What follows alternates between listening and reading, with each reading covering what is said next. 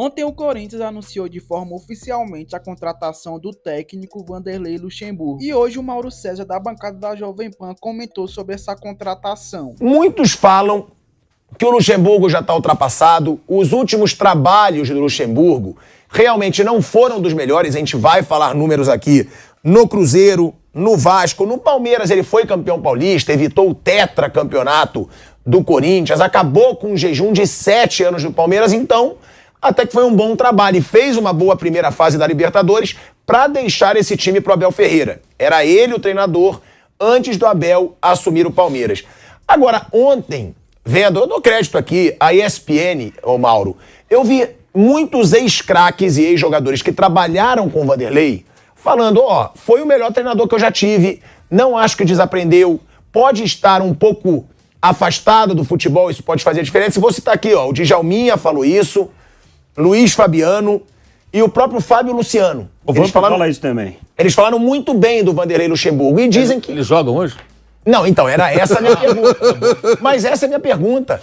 Você acha que esses jogadores já estão... Acho irrelevante o que todos eles falam. Para mim é irrelevante. Por quê? É uma relação, minha opinião. Mas trabalharam com ele. É uma relação de amizade, gratidão, porque ele foi um ótimo técnico, deu oportunidades e fez muitos deles terem o seu futebol potencializado. Mas isso foi nos anos 90, no máximo no começo dos 2000. Isso tem 2 a 3 décadas. Todos esses foram ótimos jogadores, bons jogadores, mas pararam há muito tempo. E essas declarações são declarações que misturam corporativismo, a defesa contínua de jogador com jogador. Eu fico até à vontade que o Vampeta não está aqui hoje, mas se tivesse falaria a mesma coisa, que o Vampeta de corporativista não tem nada. Ele, inclusive, até lhe fala muitas vezes, me contou, eu revelo. Ele fala mesmo, acabou. O Vampeta é meio exceção no estilo dele. Como eu acho, por exemplo, que exceção dos jogadores, para mim, é o Tostão, que não se envolve com isso, faz a análise dele daquele jeito dele, sóbrio, mas não mistura emoções, relações pessoais, fica lá no cantinho dele em Belo Horizonte e escreve os textos dele. Eu acho que isso para mim pesa muito, porque é uma relação de amizade, os caras trabalharam com ele, então não forma minha opinião. Não forma minha opinião. Não, e nem... Sim, não é respeitar opiniões, respeito a opinião de todo mundo, mas para mim elas são irrelevantes, porque é uma relação de amizade. Os caras jogaram com ele, então tem uma gratidão, então ele sempre remonta aos tempos dos jogadores, mas eles não jogam, como diria Neto, eu não jogo mais, né? Eles não jogam mais, amigo. Mas naquela época realmente ele era foda. Ele era, o passado, ele foi o melhor técnico brasileiro, ele ganhou no Brasileirão e mata-mata, quando foi para pontos corridos, ele defendia os pontos corridos, ele falava, não, tem que ter pontos corridos e tal, ganhou também. Ganhou em 2003, ganhou em 2004 com o Santos. Ganhou a tríplice coroa primeira aí com o estadual, Copa do Brasil e brasileiro, com o Cruzeiro. Ele fez grandes trabalhos, isso é inegável. Só que o tempo passou e os últimos trabalhos não são bons. Não são bons. Então, quantas pessoas, toda vez que ele volta para um clube, ele volta muito em função, na minha opinião, do seu grande passado como técnico. Depois, como técnico, ele foi realmente o melhor. A única infelicidade dele é não ganhar a Libertadores. E na seleção ele não conseguiu sucesso. Mas ele nos clubes, ele fez ótimos trabalhos, ele foi muito bom. Só que esses depoimentos são sempre carregados, me parece, muito de emoção. E sempre com essa... Assim, você está analisando o futebol do passado ou de hoje? Se for falar de antigamente, vamos falar de antigamente? Pô, o Luxemburgo foi um dos maiores, sem dúvida alguma. Concordo, assina embaixo. Agora, hoje, estamos em 2023, o Corinthians tem uma crise técnica, o time não tem nada do ponto de vista coletivo de jogo, tem nada. O Corinthians tem que ser refeito. E o Vanderlei é contratado, me parece, muito mais pelo passado, pelo nome que ele ainda tem, pela capacidade que ele acha que não vai perder nunca de, dentro de um vestiário, não se intimidar com a presença dos jogadores medalhões. Ele vai olhar de igual para igual, porque ele já trabalhou com vários, inclusive no Real Madrid, então ele não vai se intimidar com isso, creio eu. 70 anos, inclusive. Então é um cara que tem história, tem tamanho e sabe se comportar naquele ambiente, no sentido de não olhar, como eu falei ontem, de baixo para cima para o jogador, tipo, não, tudo bem, sim senhor, não vai ter esse papo com ele. Agora, os métodos de trabalho, de treinamento, montagem da equipe, o que ele pode oferecer? Nos últimos trabalhos, ele não mostrou nada que justifique uma nova oportunidade de um clube da dimensão do Corinthians.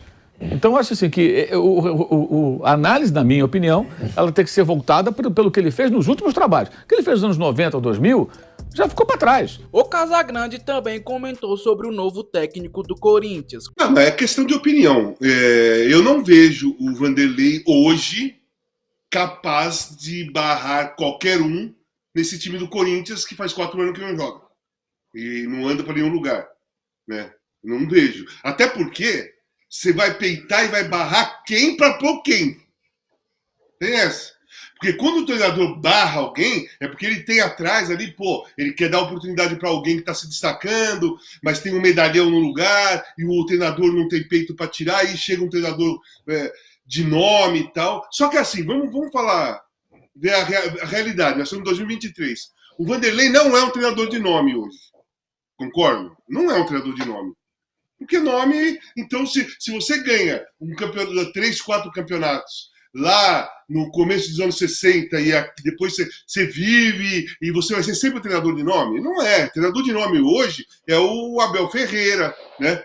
Então eu não acho o Vanderlei um treinador de nome hoje. Não acho que hoje ele tem peito para barrar, porque hoje, sabe, ele tinha peito para barrar quando ele ganhava um título atrás do outro. Aí os caras acreditavam e ele barrava.